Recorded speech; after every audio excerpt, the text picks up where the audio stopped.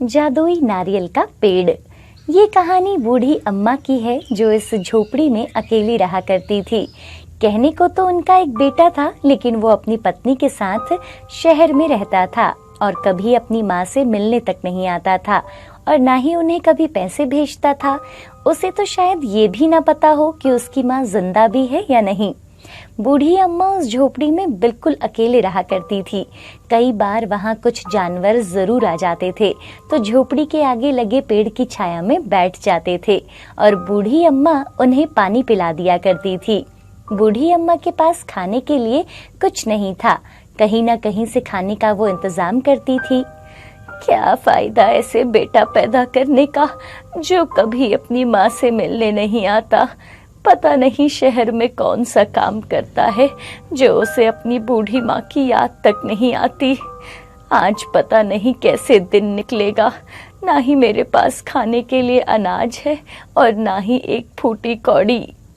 जैसे ही उसकी नजर नारियल के पेड़ पर पड़ती है, अरे इस पर तो नारियल लगे हैं, कैसे भी एक नारियल उतार कर इसका पानी पीती हूँ, पेट में ठंडक पड़ जाएगी। बूढ़ी अम्मा एक बड़ी सी लकड़ी लेकर आती है और नारियल तोड़ने की कोशिश करती है। ये नारियल भी कितनी ऊंचाई पर लगते हैं। बहुत कोशिश करने पर अम्मा उन नारियल को नहीं तोड़ पाई। तभी वहाँ एक आदमी आता है। अरे बेटा, क्या तुम मेरे लिए एक नारियल तोड़ सकते हो? इस उम्र में ना तो मैं इस पेड़ पर चढ़ सकती हूँ और ना ही नीचे से ये नारियल उतार सकती हूँ।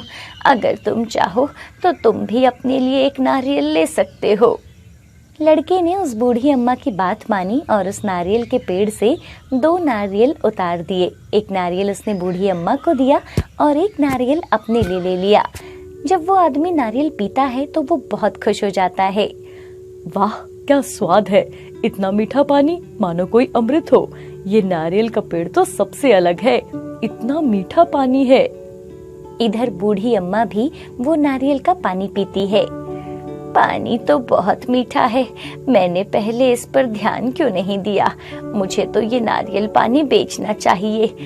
इतना मीठा पानी पीकर तो लोग खुश हो जाएंगे और बदले में मुझे कुछ पैसे भी मिल जाएंगे। लेकिन मैं इन नारियल को उतारूंगी कैसे? अगला दिन हो जाता है तो वो आदमी वहाँ फिर आता है। तभी अम्मा उस आदमी को देखती है और बोलती है, बेटा तू आज फिर मेरे लिए नारियल उतार दे, लेकिन आज मुझे ज्यादा नारियल चाहिए। अरे तुमने तो मुझे फ्री ही समझ रखा है, मुझे भी तो बहुत काम होते हैं। मैं इतनी ऊपर क्यों चढ़ूं भला? मुझे कुछ हो गया तो क्या करूंगा? और तुम मुझे एक नारियल का लालच देती हो, उससे मेरा क्या फायदा? तो आज 2 नारियल ले लेना बेटा, मैं इस नारियल के पेड़ पर चढ़ नहीं सकती, नहीं तो तुमसे मदद क्यों मांगती।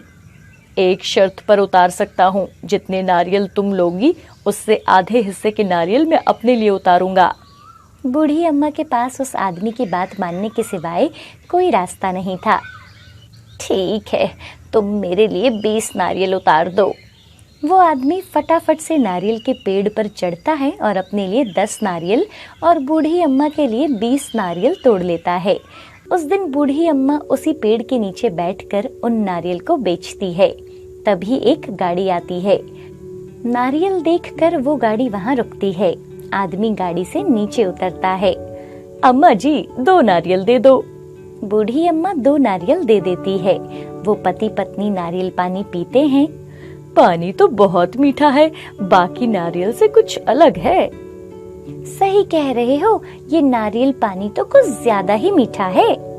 कितने पैसे हुए अम्मा जी? बेटा 100 रुपए हुए। वो उस बूढ़ी अम्मा को 500 रुपए देता है। ये लो अम्मा जी, नारियल पानी बहुत अच्छा है, आप मुझे 5 नारियल और दे दो। हाँ हाँ बिल्कुल लो। अम्मा 5 नारियल उस आदमी को दे देती है और पैसे अपने माथे से लगाकर भगवान का शुक्रिया करती है।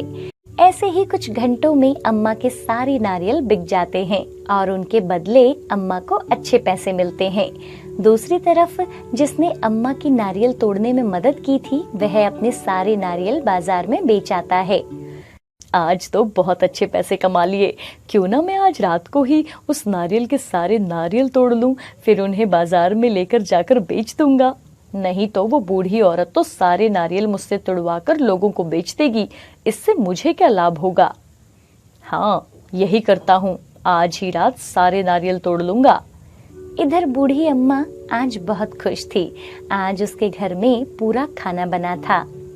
अगर ये नारियल का पेड़ नहीं होता तो न जाने मेरा क्या होता। आज भी भूखा ही सोना पड़ता। रात हो जाती है और अम्मा भी अपनी झोपड़ी में सोई हुई थी। वो आदमी आता है और नारियल के पेड़ से नारियल तोड़ने की कोशिश करता है। अरे, हमने तो कुछ नारियल कल तोड़ लिए थे, लेकिन यहाँ तो आज भी उतने ही नारियल लगे हैं। ये बिल्कुल भी कम नहीं हुए। लगता है मुझे अंधेरे में ज्यादा लग रहे हैं। वो आदमी जैसे ही नारियल के पेड़ पर चढ़ता है, वो ऊपर ही नहीं जा पा रहा था। इतनी देर से वो वहीं का वहीं था। अरे, ये क्या हो रहा है? मैं जितना ऊपर जा रहा हूँ उतना ही नीचे आ जाता हूँ। वो एकदम से पेड़ से नीचे उतर जाता है और डर जाता है।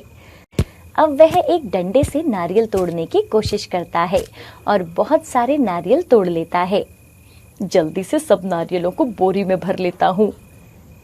और वह सब नारियल बोरी में भरकर घर चला जाता है और उन्हें एक कमरे में रख देता है। अब सुबह इन सारे नारियलों को बाजार में ले जाकर बेच दूंगा और इन मीठे नारियलों से खूब पैसे कमाऊंगा। और वह दूसरे कमरे में जाकर सो जाता है। अगली सुबह अम्मा उठती है और देखती है कि नारियल के पेड़ के नीचे नारियल ही नारियल रखे हुए थे। हे भगवान, इतने सारे नारियल नीचे गिरे हैं। लगता है रात को तेज आंधी आई थी। और अम्मा पेड़ के ऊपर नजर मारती है।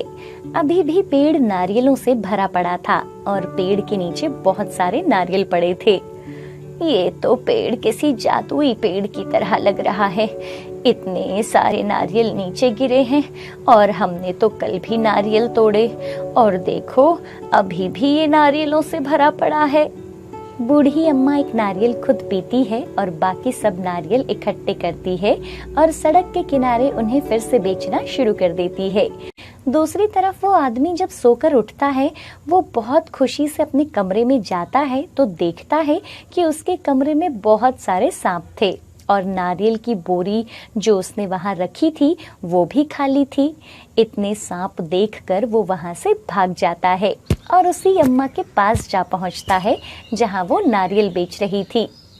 अम्मा, मुझे माफ कर दो। अब मैं तुमसे कोई नारियल नहीं लूंगा। तुम जितने बोलोगी मैं तुम्हारे लिए उतने नारियल तोड़ दिया करूंगा। अम्मा हंसने लगती है। अब इसकी जरूरत नहीं पड़ेगी बेटा। देखो रात को हवा से कितने नारियल टूट गए हैं।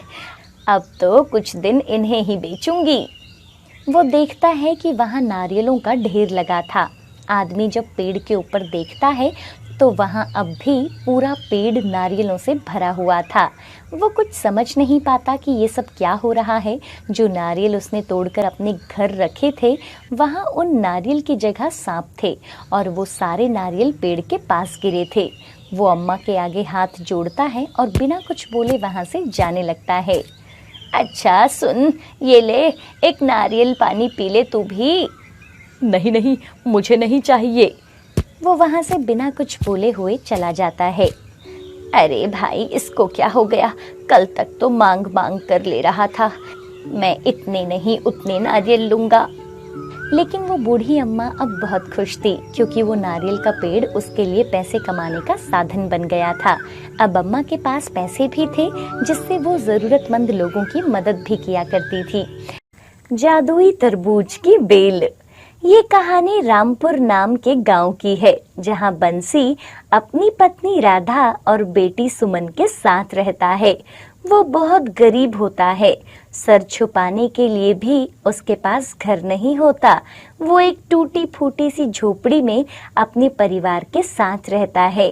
एक दिन बंसी अपनी बेटी सुमन के साथ बाजार से आ रहा होता है। तभी सुमन कहती है, पिताजी मुझे तरबूज खाना है। बेटा, अभी मेरे पास पैसे नहीं हैं। जब पैसे आएंगे तो मैं तुम्हें तरबूज खिला दूंगा। दोनों चुपचाप चलने लगते हैं। चलते चलते अचानक बंसी देखता है कि उसके सामने से एक ट्रक आ रहा होता है जिसमें तरबूज लदे होते हैं और उसमें से एक तरबूज गिर जाता है। तरबूज के टुकड़े टुकड़े हो जाते हैं। बंसी उसे उठाता है और सुमन को खाने को देने लगता है। तभी वहां एक बूढ़े पति पत्नी आ जाते हैं। बेटा, मेरी पत्नी को बहुत भूख लगी है, क्या तुम ये तरबूज मुझे दे सकते हो? ये सुनते ही सुमन कहती है, बाबा, आप और दादी आप दोनों यहाँ बैठो, मैं आपको तरबूज खिलाती हूँ। सुमन दोनों बूढ़े पति पत्नी को सारा तरबूज खिला देती है। उसके बाद दोनों सुमन को बहुत आशीर्वाद देते हैं। बंसी और सुमन जाने लगते हैं कि तभी बूढ़े बाबा उसे रोकते हुए वो तरबूज के छिलके रखने को देते हैं और कहते हैं, बेटा, ये तरबूज के छिलके रख लो और इसमें ये बीज लगा देना, फिर देखना क्या होता है। ये सुनकर बाबा और दादी छिलके में बीज कैसे लगा सकते हैं? हाँ बेटा, ऐसा जरूरी करना, भगवान तुम्हारा सब अच्छा करेंगे। उसके बाद दोनों तरबूज के छिलके और उस बीज को लेके वहां से जा रहे होते हैं कि तभी बंसी का पड़ोसी किशोर वहां से गुजर रहा होता है और बंसी के हाथ में तरबूज के छिलके देखकर वो कहता है, अरे बंसी, ये तरबूज के छिलके लेकर क्या कर रहे हो? किशोर की बात सुनकर, इन छिलकों के अंदर मिट्टी और खाद डालकर मैं तरबूज का बेल लगाऊंगा भाई। ये सुनकर किशोर जोर जोर से हंसने लगता है और कहता है, माना तेरे पास पेट भरने को पैसे नहीं है, पर भूख और गरीबी के कारण तो तेरा दिमाग ही खराब हो गया है, इसलिए ऐसी बातें कर रहा है। किशोर उसी तरह बंसी पर हंस रहा होता है। बंसी बिना कुछ कहे चुपचाप अपनी टूटी फूटी झोपड़ी में चला जाता है। वहां वो तरबूज के छिलके और बीजों को रख देता है। उन्हें देखकर, ये तरबूज के छिलके कहाँ से ले आए हो और इनका क्या करोगे? बंसी सारी बात राधा को बताता है और उसके बाद तीनों मिलकर उस तरबूज के छिलकों में खाद, मिट्टी, पानी, उस बीज को डालते हैं जो उसे बूढ़े पति पत्नी ने दिए होते हैं। उसके बाद उस तरबूज के छिलकों को वो बाहर रख देते हैं। उसे ऐसा करते देखकर किशोर उसकी टूटी झोपड़ी में आता है और फिर कहता है, भाई बंसी, बीज डालने के लिए अगर कोई बर्तन नहीं है तो मुझसे ले ले। ऐसे तरबूज के छिलके में कोई बीज डालने से तरबूज की बेल नहीं निकलने वाली। उसकी बात सुनकर कुछ और गांव वाले भी वहां आ जाते हैं और बंसी को ऐसा करने से मना करते हैं, पर बंसी किसी की नहीं सुनता। वो वैसा ही करता है जैसा उस बूढ़े पति पत्नी ने कहा था। कुछ ही दिनों में उस तरबूज के छिलकों में से बेल निकलने लग जाती है। धीरे धीरे बेल बहुत लंबी होने लगती है और उसमें बहुत सारे तरबूज निकलने लगते हैं। सुबह किशोर जब उठता है तो ये सब देखकर, अरे ये कैसे हो सकता है, छिलकों में से तरबूज कैसे निकल सकते हैं? तभी वहां सुमन और बंसी आ जाते हैं और तरबूज की बेल पर इतने सारे तरबूज देखकर वो हैरान हो जाते हैं। तभी सुमन तरबूज के बेल से सारे तरबूज तोड़ लेती है। तीनों बहुत खुश हो जाते हैं। ये सब किशोर देख रहा होता है।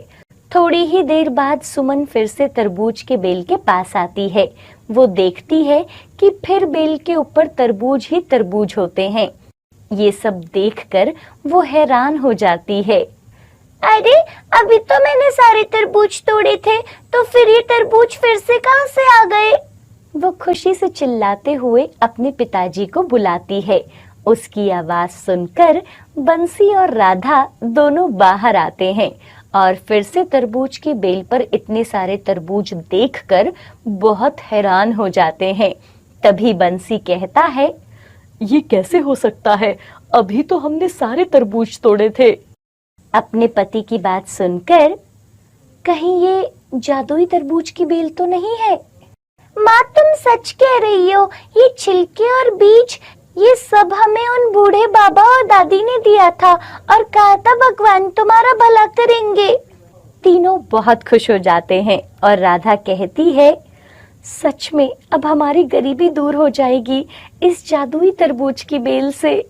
ये सब किशोर सुन रहा होता है और वो अपने आप से कहता है, ये जादुई तरबूज की बेल तो मेरे पास होनी चाहिए। मुझे कैसे भी करके ये जादुई तरबूज की बेल लेनी होगी। उधर दूसरी ओर बंसी, राधा और सुमन तीनों उस जादुई तरबूज की बेल से जरूरतमंद लोगों की मदद करने लगते हैं। पूरे गांव में बंसी की चर्चा होने लगती है। बंसी कुछ ही दिनों में बहुत अमीर हो जाता है। ये सब देखकर कुछ तो करना पड़ेगा। मैं इस बंसी की इतनी तारीफ नहीं सुन सकता हूँ। कैसे भी करके मुझे ये जादुई तरबूज की बेल चाहिए, पर ऐसा क्या करूं? रात होते ही किशोर उस जादुई तरबूज की बेल के पास जाता है और उस जादुई तरबूज की बेल को वहां से तोड़ने की कोशिश करने लगता है। तभी उसे किसी के रोने की आवाज आती है। वो भागकर जाता है तो देखता है कि एक औरत सड़क पर मदद के लिए रो रही होती है। किशोर वहां जाता है पर उस औरत की मदद नहीं करता और बोलता है, अरे मुझे तो लगा था ये वो बूढ़े पति पत्नी होंगे जिसकी मदद करने से बंसी को ये जादुई बेल मिली थी, पर ये तो कोई औरत है। और वो औरत मदद के लिए चिल्लाती रहती है, पर किशोर उसकी मदद नहीं करता। वो जादुई तरबूज की बेल को तोड़ने के लिए चला जाता है। जैसे ही वो उस बेल को तोड़ने लगता है, उस बेल से छोटे छोटे कीड़े निकलकर किशोर के शरीर पर रेंगने लगते हैं। किशोर चिल्लाकर भागने लगता है। तभी वो देखता है कि वो औरत देखते ही देखते एक बूढ़े पति पत्नी में बदल जाते हैं। ये सब देखकर ये कैसा चमत्कार है। किशोर, तुम एक स्वार्थी आदमी हो। एक औरत जो तुमसे मदद मांग रही थी, तुमने उसकी मदद नहीं की। तुम्हारी यही सजा है। उसके बाद वो बूढ़े पति पत्नी गायब हो जाते हैं। बंसी के जादुई तरबूज की बेल की बात एक गांव से दूसरे गांव तक फैल जाती है। कुछ दिनों बाद उसके घर कई मीडिया वाले आते हैं। बंसी उन्हें सारी सच्चाई बताता है। बंसी की ईमानदारी की खूब प्रशंसा होती है और वो उसी तरह लोगों की मदद करते हुए जादुई तरबूज की बेल की देखभाल करता रहता है। हाय एवरीवन, क्या आपको भी गर्मियों में तरबूज खाना बहुत पसंद है? अगर हाँ, तो हमें कमेंट करके बताना ना भूलें। और अगर आप हमारे चैनल पर नए हैं तो हमारे चैनल को भी सब्सक्राइब कर लीजिए, क्योंकि जब कभी भी हम नई वीडियो अपलोड करें तो उसका नोटिफिकेशन आपके पास सबसे पहले पहुंच